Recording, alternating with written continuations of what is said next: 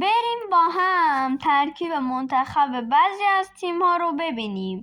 اولیش رئال مادرید که خوب بازیکن‌های خوبی داره، مخصوصا کیلیان امباپه.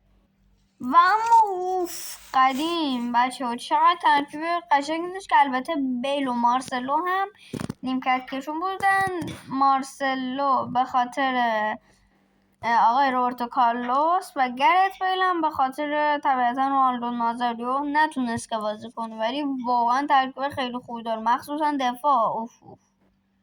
حالا چون رئال رفتیم بریم بارسلونا هم بریم.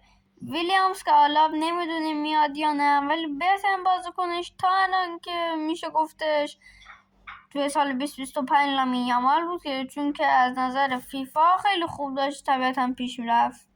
و اما قدیم یه بازیکن بگید که اینجا کمه.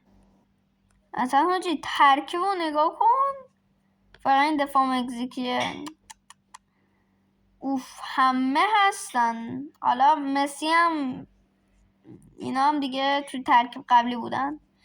بچه‌ها من این ترکیب رو هم آوردم که همه بهترین بارسلونایی تاریخ فوتبال دیگه باشن.